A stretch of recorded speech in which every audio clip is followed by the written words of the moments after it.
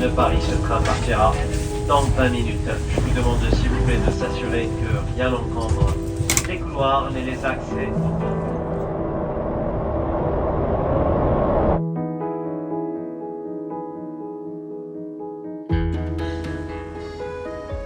I hadn't been in Paris since June when I first came to see the exhibition space for my upcoming show, but now I was back and just for the day to visit the printers to test papers, colour, clarity and see the framing options.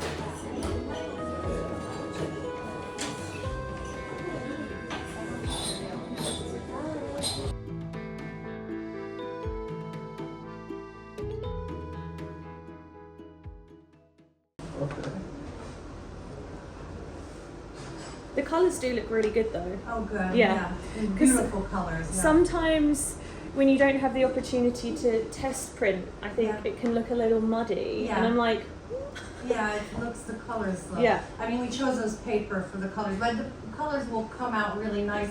Ça va être joli aussi les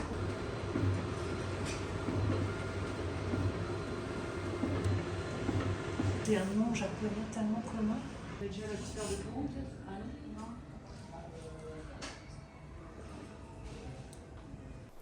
Hello and welcome back to the studio and Studio Journal number 5. Thank you so much for bearing with me for a 2-week absence. I'm still super new to figuring out how to share my practice whilst maintaining my practice, and I've basically been leaving the countryside and I've been to and from Paris and London over the past 2 weeks. So I really appreciate your patience and sticking with me, but a lot has happened. So you will have just seen me in Paris. It was a very manic but exciting trip. I went to Diden, who are the printers who are helping me with my forthcoming Paris exhibition, which is launching in November. But as you can imagine, with lead times on actually kind of printing and framing the artworks and making sure that everything is up and running for the install, I need to get everything, all my little duckies, in a row now. So when I was at the printers, you can kind of got my little test strips all back from Paris to be able to show you kind of what we went through when we were there. I didn't want to have to film everybody, so I just got a few clips.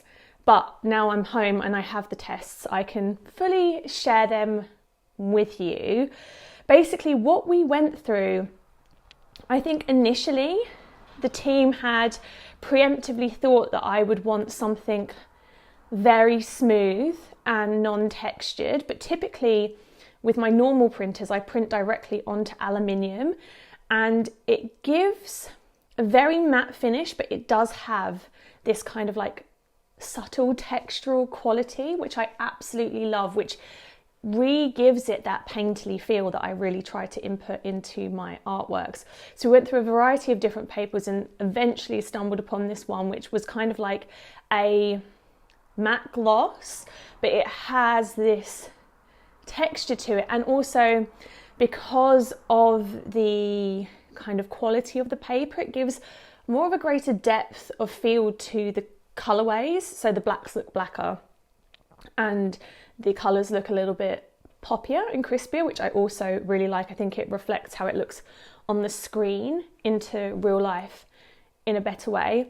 We also went through the different kind of mounting options because this is paper and like I said, I normally work directly onto aluminium, but so to replicate that as much as possible, the paper is going to be Dibond mounted onto kind of like a hard substrate, which could be aluminium or it could be acrylic, and then we're going to tray frame it. We had a little look at all of the different frames and I really love to pick out an element, or I kind of like to work harmoniously with the image so that it really does feel like an object and it's not just I don't want it to just be, this is an artwork in a frame. I want it to be the whole thing. So like with Unravel, I always go for like a super creamy white frame because it kind of really picks out the hair and the skin tone. It really just bleeds all together. Super love it. So that's what we went through. I went through all of the different framing and picked out the different kind of like hardwood and then whether that would be stained or not. So that's kind of where we're at with that. So I'm gonna unroll the papers in a second and I can kind of show you what I didn't go for and then likewise what I did go for. After that though, you will then see me heading back from Paris and then back to London because it was time for the install shoot for my London exhibition, which falls in October this month as part of Freeze Week. And that was such an exciting moment.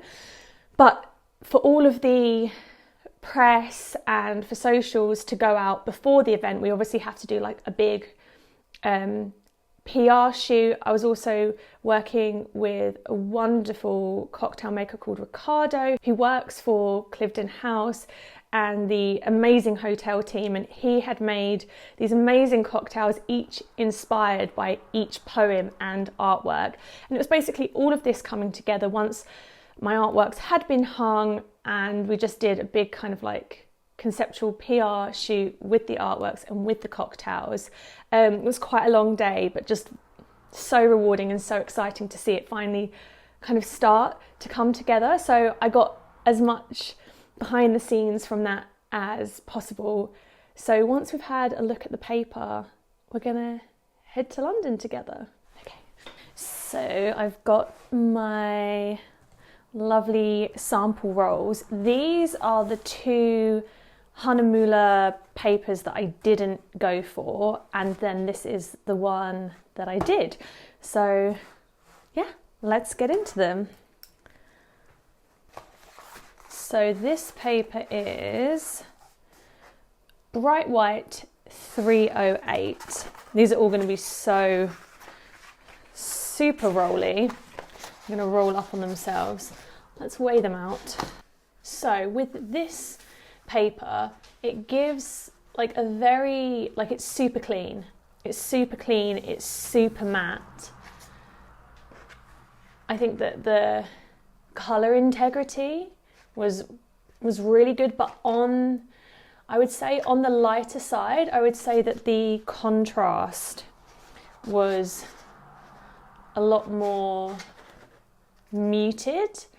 And I think if you are looking for like a softer paper, or if you really want that kind of like ethereal soft look, I think that this would be a fantastic paper to go for. But I just wanted more depth and punch. It did work well on the black because the contrast was lower, but it was still not quite where I wanted it to be. So yeah, let me just Bright White 308. So we did not go for her. Next we had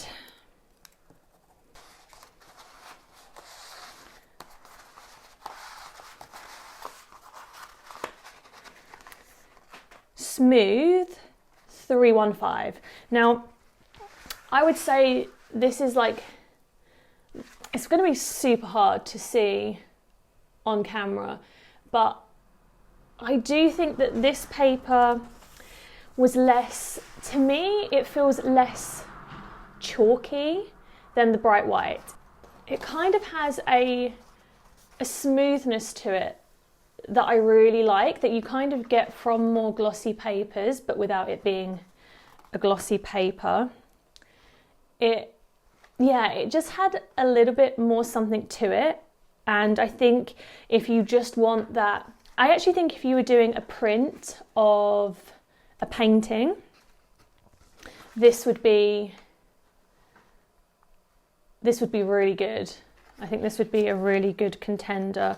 So yeah, this was the Smooth 315 Hahnemuller. So what I did go for, and I think, oh, here you can already see just in the light, it's not glossy, but it has something. Boyata? Don't kill my pronunciation. So it's another 315, but it just, I think you can see in the light, this definitely has like the most contrast. I think that the colours, let me weight this down again.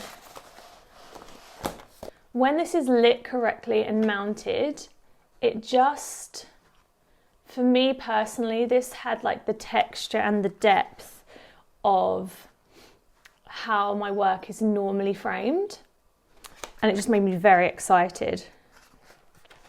I think you can really see it on the reds. Yeah, and also this is, because it has the texture, it's going to be way more robust. It's much less likely to scratch or catch, and it's like UV protected. So that is what I went for. Very excited to see it all framed, mounted, and then when I install it, lit. Actually, this one isn't going to be on this paper because this artwork is going to be on flag. So this is the piece that's going to be hung in the window. That's what we did.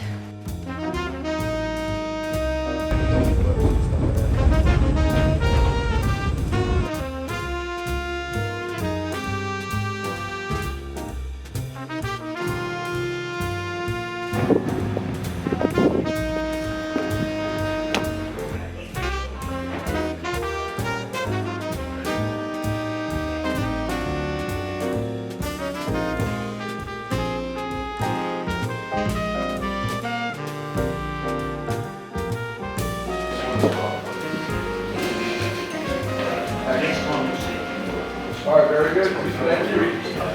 Unorthodox looking up the ceiling. Do you want me to look up? I mean, we do a few. We can do some looking away. Where is my eye line? Because I can't see myself in it. Can you see me? I can see you. Yeah. So, Just look into your eyes. yeah. So, it's the camera.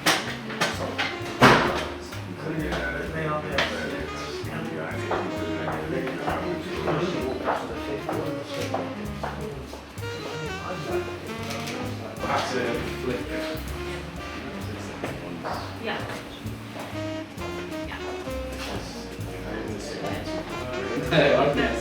Yeah, no, I mean, but like, you know how it's like hands and just... The courage and change and stuff. Yeah. Because I have to take pictures of myself, so yeah, that's cool. Yeah, I guess you go your poses. Yeah. Can you throw it? Yes, absolutely. Thank you. I mean, I can even do one where I'm like, need like more of a action. And it's kind of like you holding your clap. Yeah. Strong as these ones, Yeah. but I mean, it's just because the composition works. So On that little slab, and then I don't know if the other one in the mirror would count, but maybe it could be one of those fun ones where you're looking into the mirror or something like that. Sure.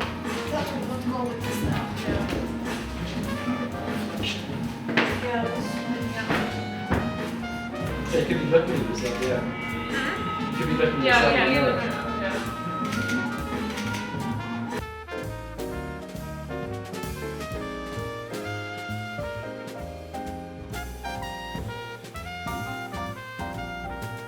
just rock. Yeah. Yeah. That'd be great. Is it good? Take one slight step forward. Yeah, there.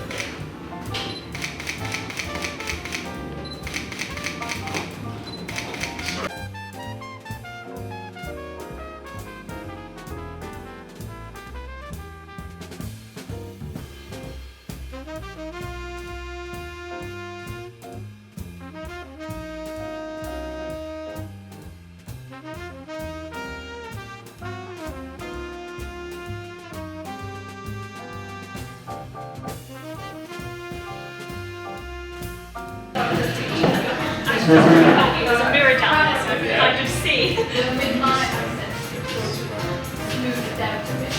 Yeah. When I go back and forth, you pick it out.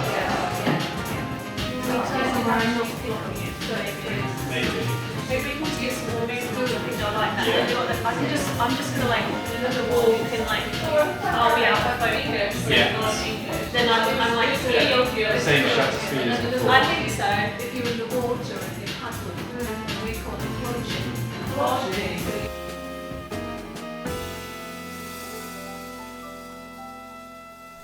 I also meant to say, now that you've seen everything that is happening at the Mayfair Townhouse in London with my Modern Muse exhibition, that my interview that you saw me do, I don't know if it was last Studio Journal or the one before that, but my interview that I did with Country and Townhouse magazine is now live. I'll put it on screen somewhere here, but I'll also leave a link in the description box if you want to read the full article. It's such, I don't think I'll ever get used to having, you know, an interview or an article out there that someone has written. It's just, yeah, such an honour and privilege. But I hope you enjoyed seeing kind of like the behind the scenes of the PR shoot in London for the Modern Muse exhibition.